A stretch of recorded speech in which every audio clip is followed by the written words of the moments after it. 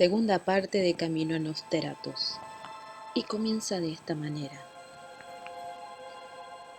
En su mayor parte, esta preocupación moderna por los vampiros es poco más que una fantasía inofensiva. Sin embargo, existen hechos, tales como la profanación de tumba en Inglaterra, que resultan bastante turbadoras. La profanación de sepulturas alcanzó un clímax desagradable con los llamados cazadores de vampiros. En el cementerio de Highgate, en el norte de Londres, fue en el pasado un lugar espléndido. Es la obra de los mejores arquitectos y jardineros británicos del siglo XIX. Y se conserva airosa avenida de árboles por las que pueden pasar y pasear las familias. Sin embargo, a lo largo del tiempo y con el transcurrir de los años, sufrió diversos deterioros. La vegetación ha de a poco avanzado, tan espeso, árboles ya no tan bien cortados, no tan cuidados, que el ambiente resulta siniestro hasta para caminar de día. Son muy dignos de crédito información acerca de magia negra, de brujería o de repente de misticismos respecto a los fantasmas.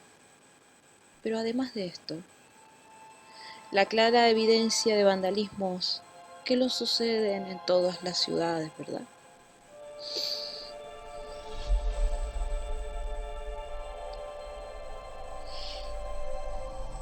El caso de los cazadores de vampiros llegó a conocimiento público en 1974, hace ya tiempo, cuando tuvo lugar el juicio de aquel entonces joven de 28 años, David Farrant, quien se autodenominaba sacerdote supremo y presidente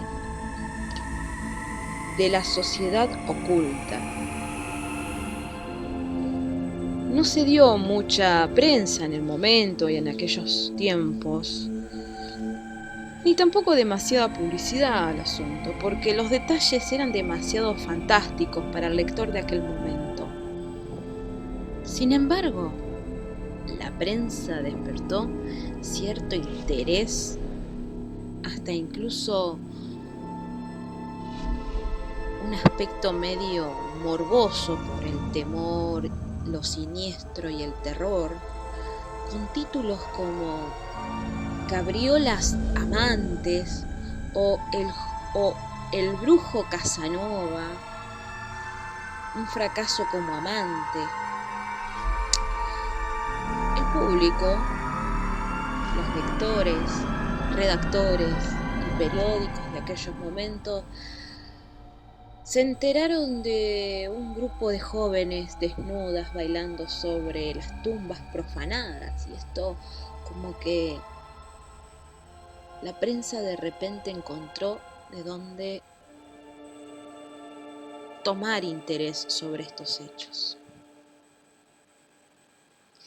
De repente un centenar de cazadores de vampiros se reunieron en el cementerio luego de leer estos títulos de Highgate, y tras enterarse de que un vampiro de más de 2 metros revoloteaba sobre las tumbas, el jurado, sobreacogido, temeroso, tuvo que escuchar que había clavado estacas de hierro en cuerpos mutilados después de saquear las tumbas. Posteriormente, el personal del cementerio, a lo acostumbrado, había devuelto los cadáveres a las tumbas con discreción, como era posible en aquellos momentos, como siempre fue.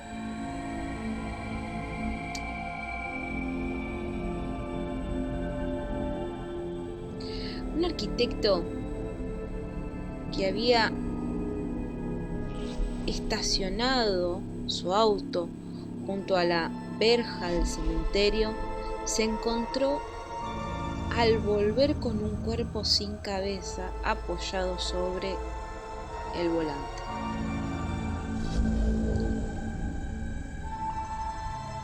En la casa de Farrand se hallaron fotografías de una muchacha desnuda sobre una tumba. Cuando un inspector de policía visitó a uno de los testigos, descubrió que éste tenía sal en las ventanas del dormitorio y en las puertas de entrada, y una gran cruz de madera bajo su almohada. También se reveló que muñecos de vudú con agujeros y agujas atravesados al pecho habían sido enviados a los testigos que podían declarar contra Farrand. La cosa se ponía escabrosa y extraña. Un cuerpo decapitado, fotografías de mujeres desnudas bailando sobre tumba, muñecos vudú a los testigos. Acusaron a Farrand de dañar un monumento a los muertos, de entrar en panteones, un recinto sagrado, de llevar a cabo actos indignos sobre los restos de un cuerpo, con gran detrimento de la religión, la decencia y la moralidad. Farrand admitió que había visitado con frecuencia el cementerio, pero negó todas las acusaciones y asumió su propia defensa. Considerando su terrible actuación, el juez le condenó a casi 5 años de cárcel. Resulta tentador y quizá sea correcto desechar tales casos por considerarlos aberración enfermizas. Sin embargo, no muy lejos del cementerio de Highgate, vive un hombre que se toma los relatos del vampirismo muy en serio. El reverendo Christopher Naismith. Él es exorcista número 1, o en aquel momento era el número 1 de Gran Bretaña, así como escritor sobre temas de exorcismo. Puede citar numerosos ejemplos de gente que ha acudido a él pidiéndole ayuda, escucha bien, en casos relacionados con el vampirismo. Y él cuenta un fragmento de un suceso que dice: un caso que me impresiona particularmente es el de una mujer que me mostró unas señales en su muñeca que parecían por la noche en puntos donde sin lugar a duda se habían extraído sangre.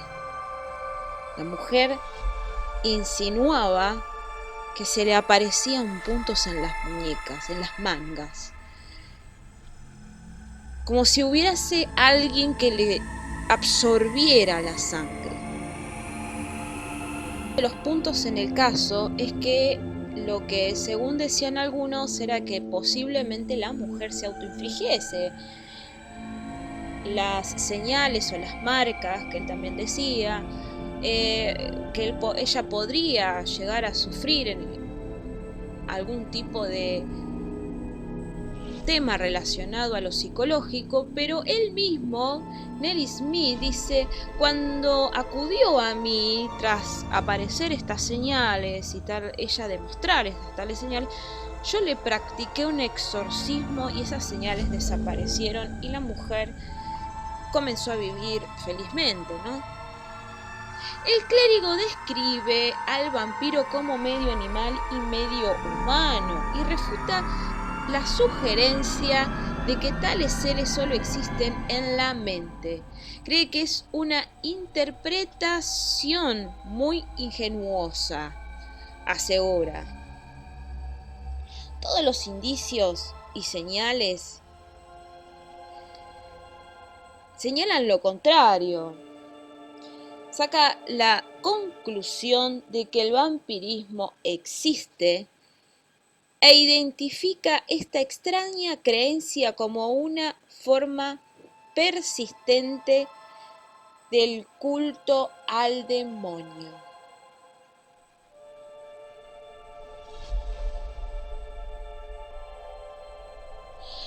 Muchos consideran inaceptable las opiniones del clérigo del Nelly Smith. La mayoría rechaza los informes sobre el vampirismo en el mundo moderno, pensando que son absurdas, y hasta incluso la prensa en algunas notas se ha burlado de sus opiniones. No obstante, todos los pueblos han creído en el vampirismo desde los primeros momentos de la historia. La leyenda se remonta a muchos siglos antes de Cristo, antigüedad, Siria y Babilonia, y siempre el vampirismo incluye el beber sangre, el fluido generador de la vida, o parte de la idea del mito que existe detrás del beber sangre. Los aztecas derramaban sangre en la boca de sus ídolos como ejemplo en sus rituales, así como en la India los rajas bebían sangre de las cabezas cortadas. En China, la familia montaba guardia junto al cadáver por miedo a que un perro o un gato saltaran sobre él y los transformasen en un vampiro. Estas creencias encuentran eco en un libro titulado Antídote Einstein, Antídotos contra el ateísmo, escritos en el siglo XVIII por el doctor Henry Moore. Los griegos de la antigüedad y posteriormente los romanos creían en un tipo de vampirismo femenino llamado lamia, que seducía a los hombres para chuparles la sangre.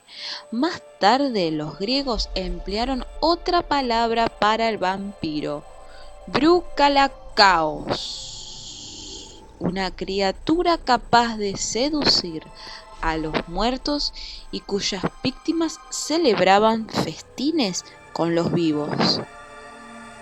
Todo el mundo, varones o mujeres con pelo rojo, una marca de nacimiento o incluso ojos azules, era susceptible de ser un vampiro. Cabe decir que los ojos azules son raros en Grecia. Sin embargo, los nacidos el día de Navidad, o el hijo número 7 de una familia, o de repente una persona con los labios leporino, o los que poseían alguna característica poco común, resultaban también sospechosos, por lo que mucha gente podía con facilidad encajar en la descripción de un vampiro. Son los mitos, leyendas del mundo. Así era como descubrían o no si tenían características o posibilidades de transformarse en un Nosferatus o en un vampiro.